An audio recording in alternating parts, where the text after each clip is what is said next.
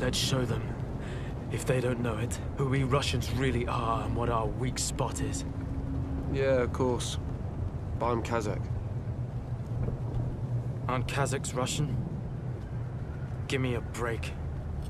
It's Russia we're both fighting for. I'm only kidding. Kidding. When we fight for Kazakhstan, we'll show them who the Kazakhs are. You can bet on it.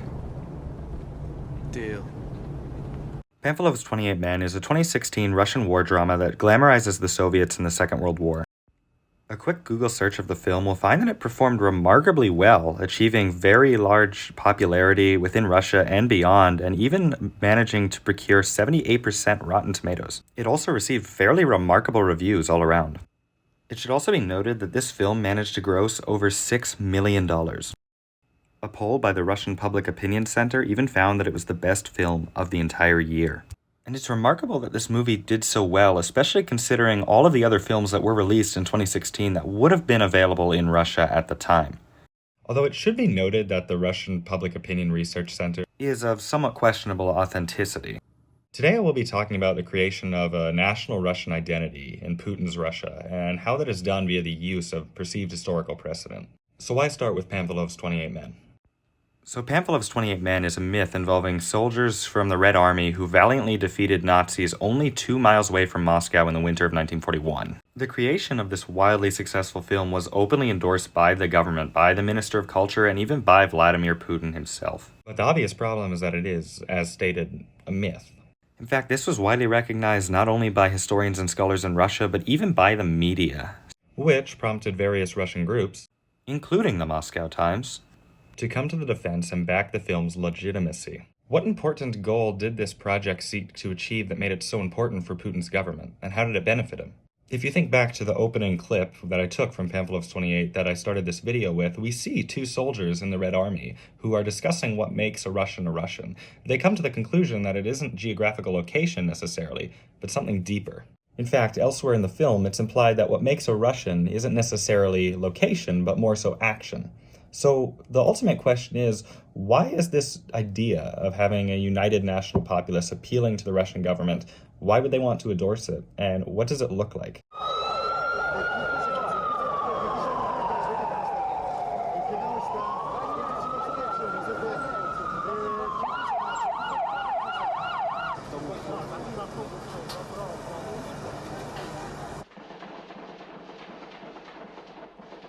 The hostage crisis in the Moscow theater in 2002 resulted in the deaths of some 120 individuals. This was due both to the actions of the Chechen terrorists who caused the crisis, as well as the extremely excessive retaliation of the Russian military.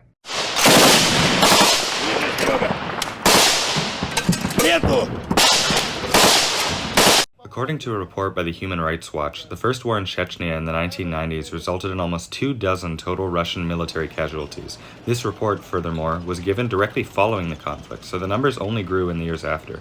The number of Chechen civilians killed was also in the tens of thousands, and troubles would not end soon for either side, as the Second Chechen War would erupt in 1999, and this conflict would last for almost a decade. Within the context of the brutality of these conflicts, the drive for Chechen independence was felt strongly by many. This drive for independence manifested itself not only through the course of the war, but also in a series of terrorist attacks attributed to Chechen separatists. The Wilson Center, which is often described as a nonpartisan policy think tank, outlines this trend further. Matthew Evangelista, professor of government at Cornell University, states that, among Russians, such terrorist activity eventually resulted, quote, in a bolstering of support for the Russian government and a very hostile attitude towards Chechens in general. And this xenophobic ethnic stereotyping wasn't particularly new for Russia, especially after the fall of the Soviet Union. Secondhand Time, a book by Svetlana Alexievich, explores this remarkably well in some of its chapters. And this is especially the case in their analysis of the harsh treatment of the Tajiks, which is interesting because Tajikistan was a part of the Soviet Union. And this is something else that Alexievich explores, as, over the course of their interviews with Russians and those of other relevant ethnicities, many who were alive during the Soviet era expressed the feeling that there was a sense of unity among Soviet peoples, be they from northern Russia or Central Asia. In fact, many expressed confusion at why this feeling of a unified people disappeared following the collapse of the Soviet Union. regardless of whether the Soviet Union actually maintained the unity that many claimed it did, following its collapse, there was very visible ethnic tension, particularly against the Chechens, especially in light of the conflicts in Chechnya as well as the terrorist attacks. Things especially came to a head in the Moscow apartment bombings of 1999, which resulted in the deaths of hundreds of civilians. This also had a hand in kickstarting the Second Chechen War. And this, in particular, is where Vladimir Putin comes into play.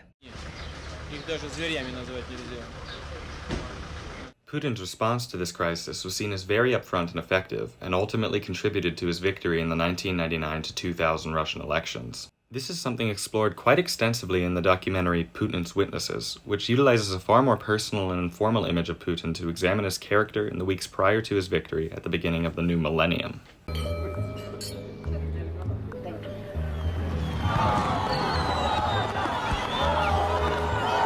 Ultimately, one of the biggest guiding hands in making Putin president was that he vowed to be a tough leader. He vowed to whip Russia back into shape. He vowed to be tough on crime. He vowed to be tough against Chechnya.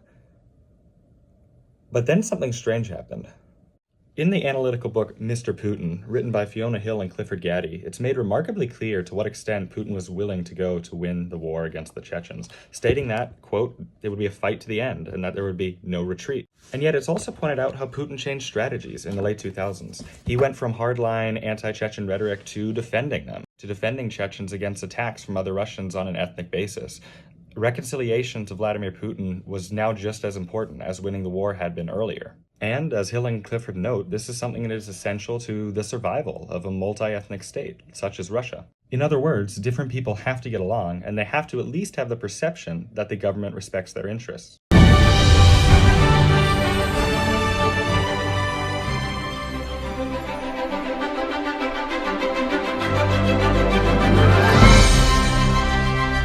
Russia.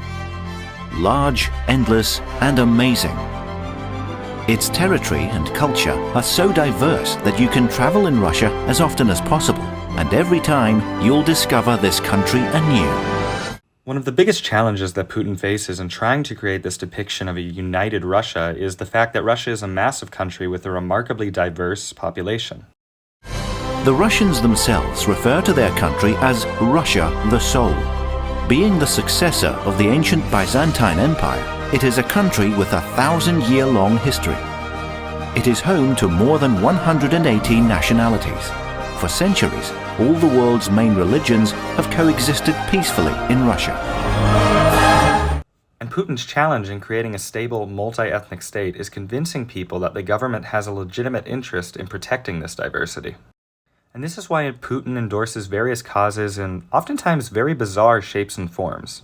It's something that Hill and Clifford discuss quite thoroughly. When there are wildfires, suddenly Putin becomes a fireman.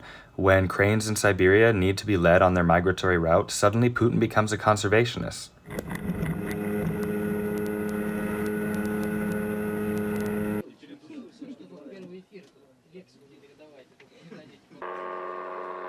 Now, of course, most people who know anything about Putin, at least in the West, are aware that this isn't any legitimate interest he has. This is merely legitimate to the extent that it will keep him in power. And it works remarkably well, and this is something else that's outlined by Hill and Clifford. And it's the sense that even if this endorsement is fake, when Putin appears to be endorsing something, that renders it legitimate, essentially, because he is taking time to appreciate its value as something that people see as valuable to society, and therefore is something worth his time to endorse. But if Putin's actually devoting time and resources to documenting what people find important, then what's actually so bad about it, even if it is fake? This is again where Hill and Clifford come into play. In their words, one really realizes the extent of this problem when one takes into account the fact that Putin's definition of Russian is very historically informed, and although it does encompass a lot of diversity, there are also many other individuals who are excluded from this idea. So while some groups, such as, for instance, Muslims, Jews, and Orthodox Russians, are highly accepted in society and have many of their interests catered to, those of other religions are simply not received or treated the same way. And this ostracism, both legal and social, extends from those who participate in widespread global progressive movements, as well as those who partake in harmless fandoms and cultural subgroups. So essentially, anyone who doesn't fit into Putin's definition of Russian, based on historical precedent, really doesn't get to fit into society, or at least not at the same level that somebody who does fit into Putin's paradigm would. And the strictness of these regulations and this ostracism would be almost comical if not for the fact that it had very serious implications for very many people. Putin's Russia espouses inclusivity and attaches itself to this idea of diversity of many different peoples as long as they fit into this categorization of what counts as Russian. And what's implied by that, and what's proven to be the case in real life, is that when an individual emerges who does not fit with this definition, they're dealt with remarkable hostility.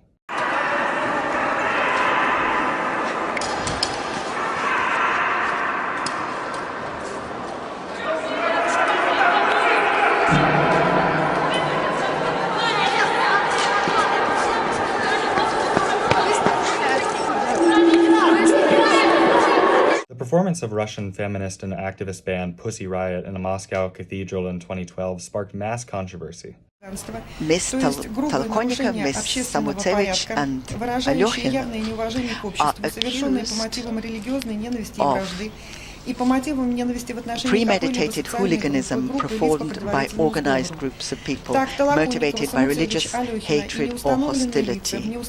The documentary on this event, completed by Mike Lerner and Maxime Pozdodkin, illustrates really well that these individuals were arrested, detained, and put on trial for a non-violent activist event. Orthodox radicals and conservatives, on the other hand, even when they partook in very large and, in some cases, disruptive protests, did not face the same treatment.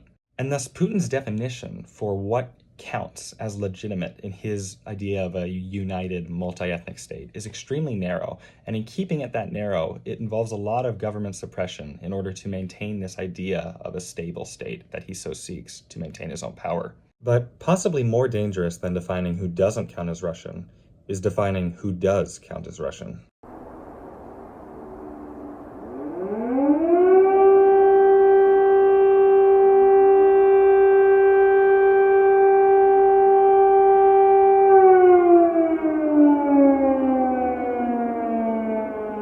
As someone whose focus in history is Eastern Europe, the re-invasion of Ukraine on February 24th, 2022, only 2 days before my birthday, was absolutely huge to me. On the eastern coast of the United States when that happened, it was remarkably late at night, but I immediately started texting my friends about the news. The next few days were pretty much followed by a series of memes being sent to and from one another as we tried to make sense of the situation. The morning directly following the announcement of the invasion, I could not get off the news. I was watching it all throughout class and all throughout the entire day. In between taking breaks to play Minecraft, I was making posters in support of Ukraine and hanging them up around campus. I even started watching India Today constantly because Western media outlets were not reporting on the invasion enough for me. I eventually even published an article on it. The United States got involved. International organizations got involved. On the other side, countries came to Russia's aid, whether literally or figuratively. So what inspired Russia's actions resulting in this massive event? Frankly, it's quite simple. Russia saw the Ukrainians as Russians. This is also true for other areas such as Belarus. And the invasion of Ukraine, or rather the renewed invasion, seeing as this conflict technically began in 2014, was very popular among Russians. It acted as a unifying force domestically. This was heavily explored early on by the Center for Strategic and International Studies. Prior to the invasion in 2022, Putin even published an article entitled "On the Historical Unity of Russians and Ukrainians." This historical reasoning is very similar to China's rhetoric against Taiwan, or Serbia's against Kosovo. And that's what's so dangerous about Putin's search for historical unity. It isn't necessarily defining who counts as Russian and then excluding others from that definition, but also overreaching that definition to include individuals who do not want to be part of that framework, which often leads to very harmful consequences. And although I would like to end on a positive note, this framework, this method of thinking, this strategy of Putin's has actually worked remarkably well. It has maintained a stable Russia, and it has even gained Putin's support through such actions as he has committed recently, particularly in Ukraine, that many Russians deem as popular, as being conducive to this unified idea of a country. With Russia's war continuing in Ukraine and with marginalized groups being repressed domestically, I wouldn't even call Russia's future uncertain. Within the historical framework of this united Russia that Putin has created, I would say its future is remarkably dark. Будут решительно пресекаться свобода слова, свобода совести, свобода средств массовой информации, права собственности. Эти основополагающие элементы цивилизованного общества. Новый год – это самый светлый, самый добрый, самый любимый праздник на Руси. В Новый год, как известно, сбываются мечты. А в такой необыкновенный Новый год уж тем более. Все доброе и все хорошее, задуманное вами, обязательно сбудется. За любовь и мир в каждом нашем доме. За здоровье наших родителей и детей. С Новым годом вас! С Новым веком!